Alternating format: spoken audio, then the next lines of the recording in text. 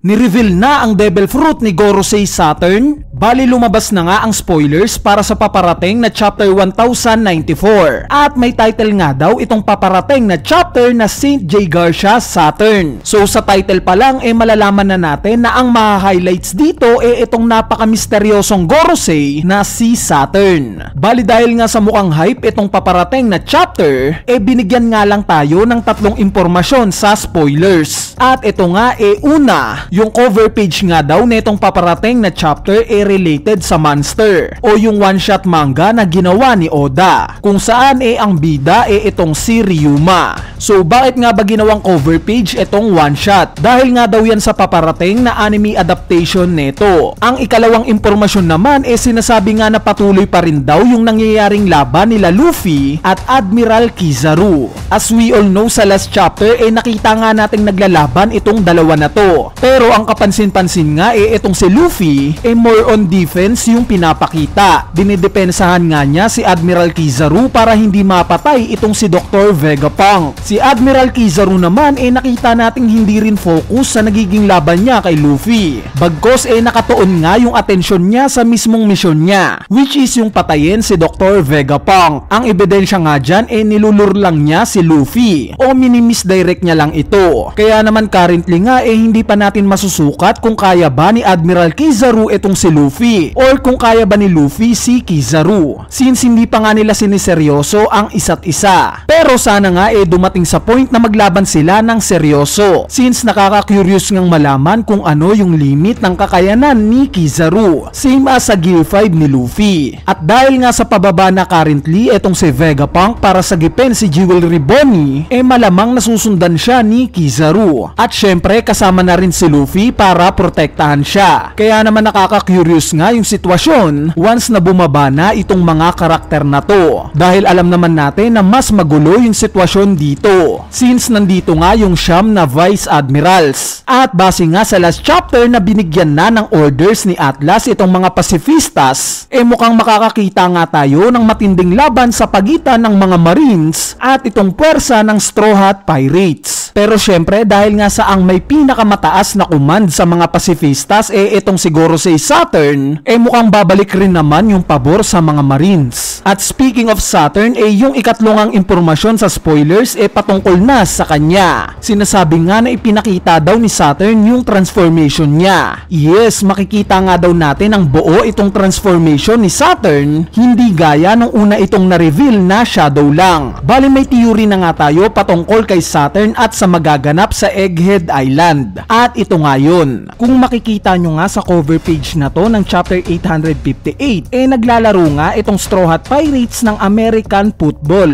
Yung dalawang team nga dito yung Bisons at Monkeys. Pero ang pinaka-noticeable nga sa cover page na to itong malaking Bison nakaharap ni Luffy. Bakit? Dahil in chapter 1085 nga nung time na nakita nating nag-transform itong mga Gorosei, may nakita tayo ditong isang Gorosei na nag-transform na similar sa Bison. Though hindi pa nga kinukumpirma kung sino ito, makikita naman natin base sa mga pwesto nila na itong nag-transform into Bison si Saturn. Yes guys, ngayon kung babalikan nga natin itong cover page ng chapter 858, makikita natin na itong malaking Bison na to may marka sa muka. Marka na similar kay Saturn. Dagdag ebidensya pa nga na magpapatunay na ito nga si Saturn yung nasa side nga ng Bison na to o yung mga kakampi niya sila Franky, Robin at Chopper. Silang tatlo nga ang representative ng Straw Hat Pirates pagdating sa science, since sila nga mga engineer, archaeologist at doktor. At itong si Saturn nga base sa chapter 1086 ang sinasabing warrior god ng science at defense. Meaning parang metaphor itong scene ng Bison na to sa science at defense. Ang isa pang kapansin-pansin sa Bison nakaharap ni Luffy meron nga siyang spiral pattern sa braso at liig. Teka, saan ba natin to nakita? Diba sa Gear 4 ni Luffy? Ibig sabihin indikasyon lang ito na itong Devil Fruit ni Saturn isang mythical Zoan na related sa Bison. Ngayon tignan naman natin itong mga number numbers sa uniform ng Straw Hat Pirates. Yung mga numbers nga na to ay sumisimbolo sa birthdays nila. Gaya na lang ni Luffy na may suot na number 55, which is ito nga yung birthday niya, May 5. Si Nami naman ay may number 73 na suot at ang birthday nga niya ay July 3. Si Zoro naman ay may number 11 na suot dahil yung birthday nga niya ay November. Ngayon ay kung titignan nga natin itong number ng Bison, ito nga ay number 66, meaning June 6. At ano bang meron sa June 6? Bali in real life nga ang pinaka-notable nga na pangyayari sa history during June 6 yung D-Day o yung pinakamadugong pangyayari during World War II. Ito nga yung moment kung saan nasakop na ng Germany ang halos lahat ng European countries including itong France. Kaya naman gumawa nga ng plano itong Amerika na atakihin itong side ng France, specifically sa 5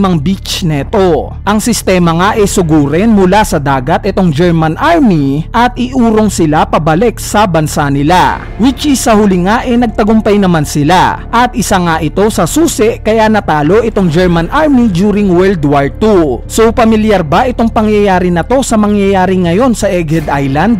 Yes guys, similar nga sa ginawa ng Amerika na pag-atake gamit yung napakarami nilang barko, ganito nga rin yung gagawin ngayon nila Admiral Kizaru at Saturn na papunta na sa Egghead Island. Meron ngang 100 barko na pasugod ngayon sa Straw Hat Pirates. Though on paper nga hindi ka matatakot sa 100 barko na to, kung ilalagay nga natin sa perspective ng Buster Call, yung Buster Call nga meron lang 10 barko ng Marines na pinapangunahan ng 5 Vice Admirals. Samantalang itong paparating nga kila Luffy 100 barko na pinapangunahan naman ng 1 Admiral at 1 Gorosei. Kaya naman malamang hindi kakayanin ng Straw Hat Pirates itong paparating na peligro sa kanila. At dito na nga papasok yung napaka-interesting na note na nakalagay sa cover page ng chapter 858, which is yung you lost because you didn't win. Isa kaya itong indikasyon na matatalo itong Straw Hat Pirates laban kila Kizaru at Saturn? Itong bola ng American football kaya nakakorte ng 1 egg ang magpapatunay sa foreshadowing na to sa Egghead Island? Anyway, ayan na nga yung spoiler review natin para sa paparating na chapter 1094. Hindi ko na nga tinalakay yung mismong Devil Fruit ni Saturn o yung transformation niya kung ano ba ito. Gaya ng Zoan Devil Fruit ba ito? Mythical Zoan? O sariling kakayanan niya lang?